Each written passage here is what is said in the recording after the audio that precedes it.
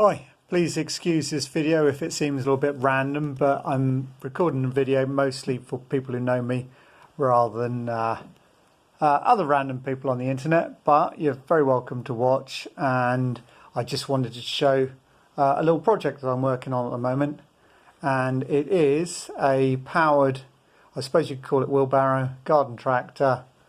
It was extremely rusty, in really bad condition, but as you can see, it's all been stripped down. I've even had the gearbox apart. The clutch is still apart, but that will be it's a centrifugal clutch. That's all going to go back together. Everything's working. I've even actually had this machine, believe it or not, running from a DC electric motor, but that wasn't really viable anyway. I'm going to be sticking this brand new Honda GC190 engine on here, and yeah, it's gonna go. It's gonna really go.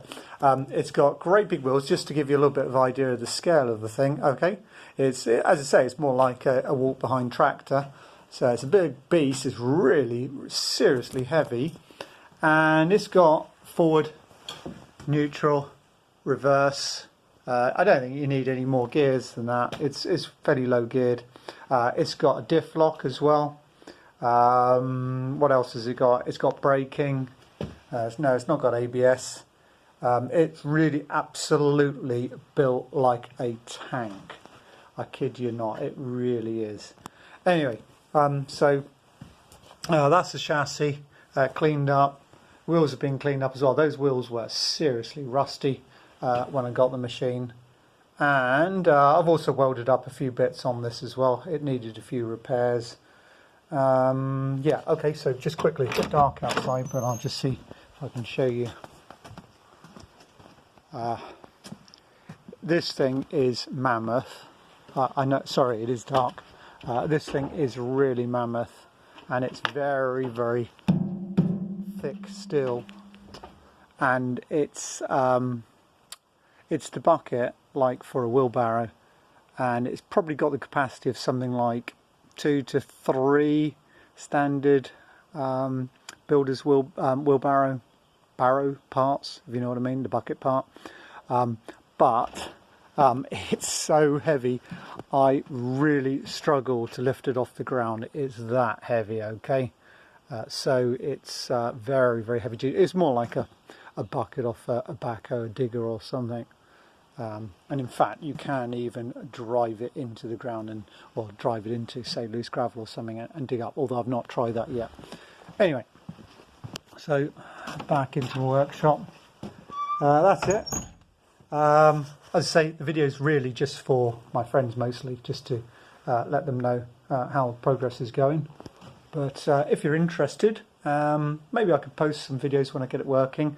Yeah, I've got obviously the engine's going to be mounted on there. There's a slight problem in that I changed them. I do have the old engine, but there were various issues with it, so I just decided to buy a new Honda. The new one slightly interferes with this upright here, so I'm probably going to make a bracket which actually tilts the engine forward a little bit. I know I could just chop this out, but the welds are quite nice, so I don't want to change that. So I think I'm going to actually make an incline bracket that sits on that incline plate, bringing it forward. But otherwise, I mean, like as I say, the gearbox, the diff lock, forward, reverse, neutral, they all work fine. Bearings are great. The framework, since I've welded it up or fixed some of the welded joints, absolutely fine. Everything's working well. I mean, this was being hit with a sledgehammer when I went to buy it, trying to shift it, and this just didn't go. But you know, everything moves completely freely. This is the better of the two tyres that I've got, but the other one's actually still quite reasonable. And as I say, it's a brand new engine, so that shouldn't be a problem. Centrifugal clutch, I'm going to reserve judgment on that. I'm not too sure whether that's going to slip. I sort of suspect that it might slip a little bit, in which case I might get a go-kart clutch on it instead. Okay, that's it. Hope that's of interest to someone out there. Okay, goodbye.